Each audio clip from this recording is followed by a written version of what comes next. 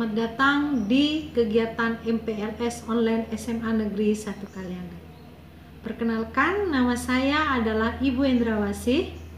Pada kegiatan MPLS Online ini, saya akan memberikan materi tentang kurikulum. Nanti kalian harus menyimak sampai selesai, karena pada akhir penjelasan akan ada tugas yang harus kalian kerjakan.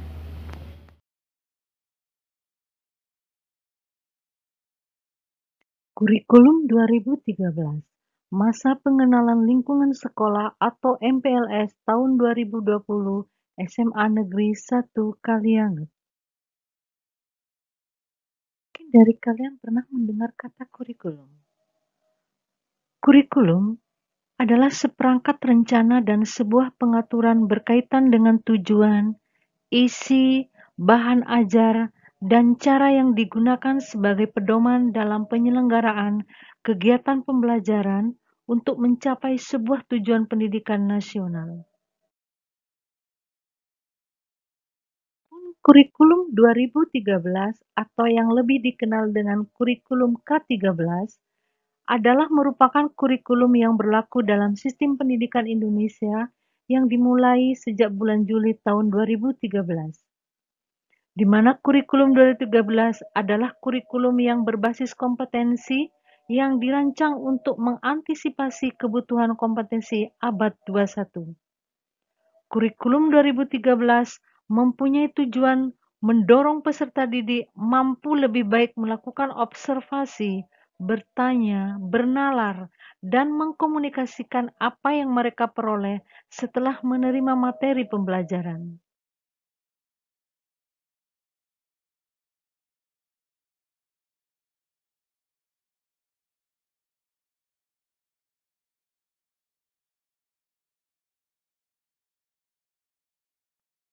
Selanjutnya adalah aspek penilaian kurikulum 2013. Di dalam kurikulum 2013 terdapat 3 aspek penilaian. Yang pertama adalah pengetahuan. Aspek pengetahuan adalah aspek yang ada di dalam materi pembelajaran untuk menambah wawasan siswa di suatu bidang. Adapun bentuk penilaian aspek pengetahuan adalah seperti penilaian harian atau PH, penilaian akhir semester atau PAS, dan penilaian akhir tahun atau PAT. Aspek pengetahuan untuk jenjang SMA memiliki bobot pengetahuan 80% dan 20% adalah aspek karakter. Aspek penilaian yang kedua adalah keterampilan. Aspek keterampilan bertujuan meningkatkan keterampilan siswa dalam membuat, melaksanakan, dan mengerjakan suatu soal atau proyek, sehingga peserta didik dapat terlatih sifat ilmiah dan karakternya. Adapun bentuk aspek keterampilan berupa keterampilan pengerjaan soal, pengerjaan dan pelaksanaan proyek atau praktikum, dan keterampilan membuat teks. Aspek yang ketiga adalah sikap dan perilaku. Aspek penilaian sikap dan perilaku peserta didik selama proses pembelajaran akan dinilai oleh guru dalam bentuk jurnal harian, penilaian teman sejawat dalam sebuah lembar nilai. Nah, sekarang bagaimana kurikulum di tingkat satuan pendidikan di SMA Negeri 1 Kalianget? Kalian harus terus menyimak ya, karena ini adalah sebagai pedoman kalian saat belajar di SMA Negeri 1 Kalianget. Mata pelajaran dan beban jam pelajaran yang diajarkan di SMA Negeri 1 Kalianget terdiri dari 1. Mata pelajaran umum, di mana mata pelajaran umum terdiri dari mata pelajaran untuk kelompok A dan mata pelajaran umum kelompok B. Yang kedua adalah mata pelajaran peminatan akademik atau masuk dalam kelompok C. Mata pelajaran peminatan akademik terdiri atas mata pelajaran peminatan matematika dan ilmu pengetahuan atau MIPA dan mata pelajaran peminatan ilmu pengetahuan sosial atau IPS. Dan yang ketiga adalah mata pelajaran pilihan atau lintas minat. Adapun beban belajar kegiatan tatap muka setiap 1 jam pelajaran atau JP adalah 45 menit. Selanjutnya adalah mata pelajaran lintas minat. Mata pelajaran lintas minat untuk program MIPA kelas 10 terdapat 2 mata pelajaran lintas minat. Yang pertama adalah mata pelajaran geografi dengan bobot jam pelajaran 3 JP. Mata pelajaran lintas minat yang kedua adalah mata pelajaran ekonomi dengan bobot jam pelajaran 3 JP. Mata pelajaran lintas minat kelas 11 terdapat 1 mata pelajaran lintas minat, yaitu mata pelajaran ekonomi dengan bobot jam pelajaran 4 JP. Sedangkan untuk mata pelajaran lintas minat kelas 12 terdapat 1 mata pelajaran, yaitu mata pelajaran geografi dengan bobot jam pelajaran 4 JP. Untuk mata pelajaran lintas minat program IPS kelas 10 terdapat 2 mata pelajaran lintas minat. Yang pertama adalah Bahasa dan Sastra Arab atau Bahasa dan Sastra Inggris dengan bobot jam pelajaran 3 JP. Mata pelajaran lintas minat yang kedua adalah Fisika atau Biologi yang memiliki bobot jam pelajaran 3 JP. Selanjutnya mata pelajaran lintas minat kelas 11 terdapat 1 mata pelajaran lintas minat yaitu Bahasa dan Sastra Inggris dengan bobot jam pelajaran 4 JP. Mata pelajaran lintas minat yang kelas 12 terdapat 1 mata pelajaran lintas minat yaitu Bahasa dan Sastra Arab dengan bobot jam pelajaran 4 JP. Sekarang kalian bisa menyimak mata pelajaran apa saja yang nantinya akan kalian tempuh selama belajar di SMA Negeri 1 Kaliangat. Mata pelajaran kelompok umum. Mata pelajaran kelompok umum untuk kelompok A terdiri dari 1. Mata pelajaran pendidikan agama dan budi pekerti. Yang kedua, mata pelajaran pendidikan Pancasila dan kewarganegaraan. Yang ketiga, mata pelajaran bahasa Indonesia. Keempat, mata pelajaran matematika. 5. Mata pelajaran sejarah Indonesia. Dan keenam adalah mata pelajaran bahasa Inggris, di mana bobot jam pelajaran untuk kelas 10, pendidikan agama dan budi pekerti 3 JP, pendidikan Pancasila dan kewarganegaraan 2 JP, bahasa Indonesia 4 JP, matematika 4 JP, sejarah Indonesia 2 JP, dan bahasa Inggris 2 JP. Berikutnya adalah mata pelajaran kelompok B. Mata pelajaran umum kelompok B terdiri dari 1. Mata pelajaran seni budaya. 2. Mata pelajaran pendidikan jasmani dan olahraga. 3. Mata pelajaran prakarya dan kewirausahaan. Dan yang keempat adalah mata pelajaran bahasa Madura. Dengan bobot jam pelajaran kelas 10, seni budaya 2 JP, pendidikan jasmani dan olahraga 3 JP, prakarya dan kewirausahaan 2 JP, bahasa Madura 2 JP. Untuk mata pelajaran peminatan kelompok C pada program peminatan matematika dan ilmu-ilmu alam atau MIPA terdiri dari 1. Mata pelajaran matematika. 2. Mata pelajaran biologi. 3. Mata pelajaran fisika. 4. Mata pelajaran kimia, di mana bobot jam pelajaran masing-masing adalah 3 JP. Ini adalah mata pelajaran peminatan kelompok C. Untuk program ilmu pengetahuan sosial atau IPS, terdiri dari 1. Mata pelajaran sejarah, 2. mata pelajaran ekonomi. 3. Mata pelajaran sosiologi dan antropologi. 4. Mata pelajaran geografi. Dengan bobot jam pelajaran masing-masing 3 JP.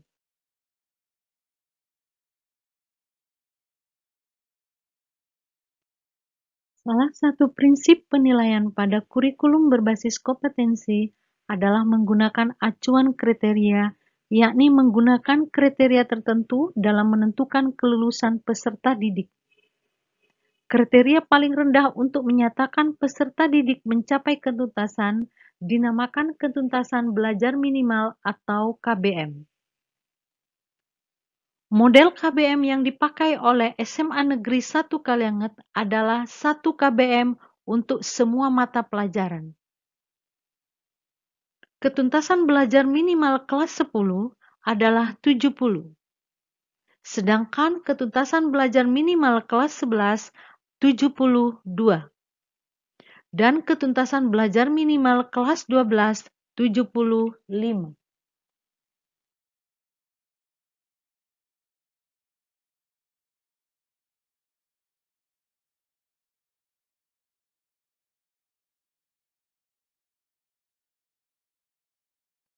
Coba kalian perhatikan tabel interval predikat saat kalian mendapatkan nilai berdasarkan KBM. Untuk kelas 10, dengan KBM 70, predikat D atau kurang adalah nilai 0 sampai 69. Predikat C atau cukup adalah jika nilai 70 sampai 79. Sedangkan predikat B atau baik dengan nilai 80 sampai 90. Sedangkan predikat A sangat baik adalah nilai 90 sampai 100. Sedangkan kelas 11 dengan KBM 72, predikat D atau kurang adalah nilai 0 sampai 71. Predikat C cukup dengan nilai 72 sampai 80. Predikat B baik adalah nilai 81 sampai 90. Predikat A sangat baik adalah 91 sampai 100.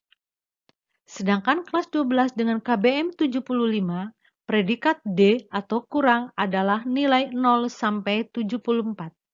Predikat C cukup dengan nilai 75 sampai 82. Sedangkan predikat B baik nilai 83 sampai 90. Dan predikat A sangat baik adalah nilai 91 sampai 100. Untuk selanjutnya saya berharap kalian masih tetap menyimak ya. Nah, di sini saya akan menjelaskan tentang penilaian oleh satuan pendidikan. Dalam setiap kegiatan pembelajaran pasti akan ada penilaian. Nah, penilaian oleh satuan pendidikan di sini dapat berupa penilaian harian atau PH. Penilaian harian merupakan penilaian hasil belajar oleh pendidik yang dilaksanakan setelah menyelesaikan 1 KD atau beberapa KD. Misalnya adalah penilaian harian dapat berupa ulangan, pengamatan, ataupun penugasan. Penilaian yang kedua adalah penilaian akhir semester atau PAS. Merupakan kegiatan yang dilakukan oleh satuan pendidikan untuk mengukur pencapaian kompetensi peserta didik pada akhir semester ganjil. Selanjutnya adalah penilaian akhir tahun atau yang disebut dengan PAT. Adalah kegiatan yang dilakukan oleh satuan pendidikan pada akhir semester genap untuk mengukur pencapaian kompetensi peserta didik pada akhir semester genap pada satuan pendidikan dengan menggunakan sistem paket. Selanjutnya saya akan menjelaskan tentang kriteria kenaikan kelas. Di sini kalian harus benar-benar menyimak, karena kriteria atau syarat-syarat kenaikan kelas itu wajib kalian ketahui agar nantinya kalian dapat naik kelas. Melalui rapat pleno Dewan Guru, ditetapkan kriteria atau syarat-syarat kenaikan kelas dari kelas 10 ke kelas 11 dan dari kelas 11 ke kelas 12. Adapun kriteria kenaikan kelas Yang pertama adalah dari segi akademik. Dari segi akademik, kriteria yang pertama adalah telah menyelesaikan seluruh program pembelajaran dalam 2 semester pada tahun pembelajaran yang diikuti. Yang kedua, deskripsi sikap sekurang-kurangnya minimal baik atau B. Kriteria yang ketiga, deskripsi kegiatan ekstrakurikuler pendidikan kepramukaan minimal baik atau B. Dan keempat, tidak memiliki lebih dari 2 mata pelajaran yang masing-masing nilai pengetahuan atau keterampilannya di bawah KBM. Apabila ada mata pelajaran yang tidak mencapai ketuntasan belajar pada semester ganjil atau di semester genap, nilai akhir diambil dari rata semester ganjil dan genap pada mata pelajaran yang sama pada tahun pelajaran tersebut. Ini adalah kriteria kenaikan kelas dari segi non-akademik. Dari segi non-akademik, kriteria yang pertama adalah prosentasi kehadiran dalam belajar selama 1 tahun pelajaran tidak boleh kurang dari 80%. Kriteria yang kedua, siswa tidak memiliki poin pelanggaran lebih atau sama dengan 100 yang terekap dalam buku tatip siswa atau buku tatip Wakasek kesiswaan. Sedangkan kriteria yang ketiga adalah jumlah ketidakhadiran siswa tanpa keterangan atau alfa maksimal 10 kali dalam 1 tahun sejak peraturan ini dikeluarkan. Demikianlah materi kurikulum pada MPLS Online SMA Negeri 1 Kalanget. Semoga apa yang saya jelaskan bermanfaat bagi kalian saat kalian melaksanakan kegiatan pembelajaran di SMA Negeri 1 Kalanget. Nah, sebelum saya akhiri, coba kalian lihat tugas apa yang harus kalian kerjakan. Adalah tugas MPLS materi kurikulum. Tugas ini kalian jawab setelah menonton video pembelajaran yang ada di akhir kegiatan ini.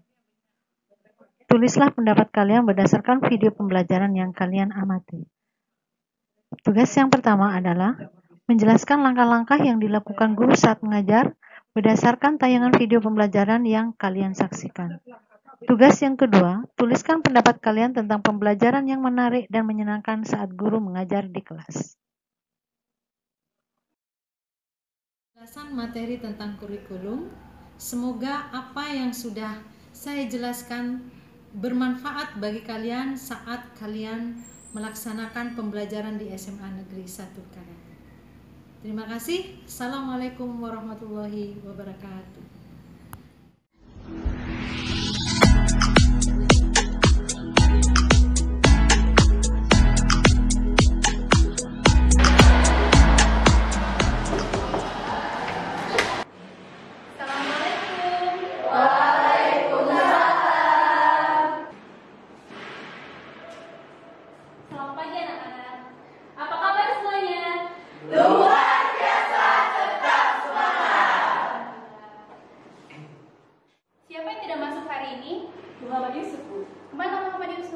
Yusuf lagi mengikuti lomba basket.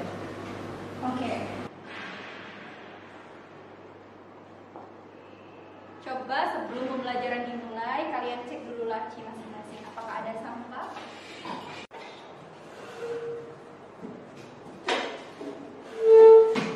Tidak ada, Bu. Sebelum kita belajar, ada baiknya kita berdoa terlebih dahulu ya. Silakan di kelas untuk berdoa. Siap, Gerak. Sebelum kita mulai pelajaran pada pagi hari ini, alangkah baiknya kita berdoa menurut agama dan kepercayaan kita masing-masing. Berdoa, mulai. Berdoa selesai. Pada pertemuan sebelumnya, kita mempelajari mengenai Komponen dan organel sel. Ada yang masih ingat mengenai komponen penyusun sel apa saja? Ibu pilih One, coba. Ya, susun sel terdiri dari protein, karbohidrat, air, mineral, lemak, dan sudah. Benar sekali ya. Sebelum melakukan praktikum, Ibu akan membagi kalian menjadi 4 kelompok. Yang kelompok pertama, Iksan Bima, Niken, Novi, dan Nadia. Nanti masing-masing kelompok akan mendapatkan LKS atau lembar kerja siswa. Jadi silakan sekarang kalian bagi kelompok. Silakan duduk per kelompok.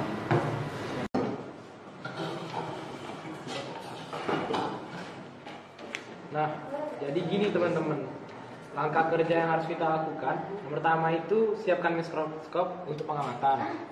Terus siapkan preparat untuk sel tumbuhan dengan cara berikut. Pertama itu potong umbinya. Umbi lapis bawang merah secara membujur, dibujurin. Terus yang kedua ambil selapis umbi bawang merah tersebut. Dan yang terakhir teman-teman, perbesar mikroskop menjadi 10 kali 40. Kemudian amati kembali preparat tersebut dan gambar hasil pengamatan.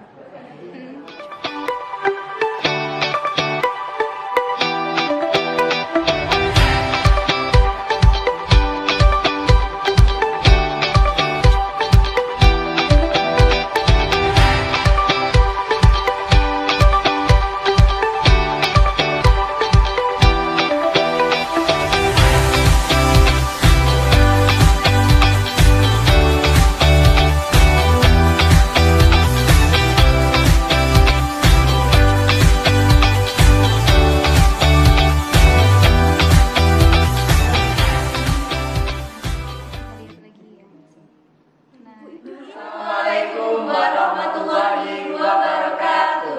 Waalaikumsalam warahmatullahi wabarakatuh. Baiklah teman-teman, pada kesempatan kali ini kami akan menyajikan hasil pengamatan kami mengenai perbedaan sel hewan dan sel tumbuhan. Tumbuhan adalah jenis sel eukariotik yang memiliki dinding sel dari selulosa dan juga vakuola yang besar untuk menyimpan cadangan makanan, dan juga memiliki kloroplas untuk berfotosintesis.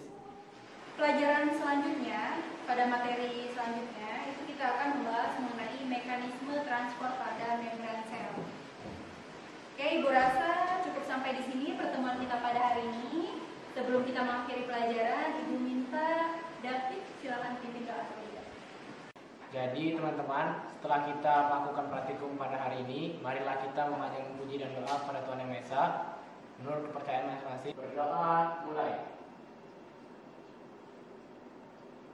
Berdoa selesai. Oke anak-anak, sebelum meninggalkan laboratorium, jangan lupa untuk mengembalikan alat dan bahan yang telah diberikan. Kemudian pastikan di laci di meja kalian itu tidak ada sampah. Oke, pembersihan dimulai.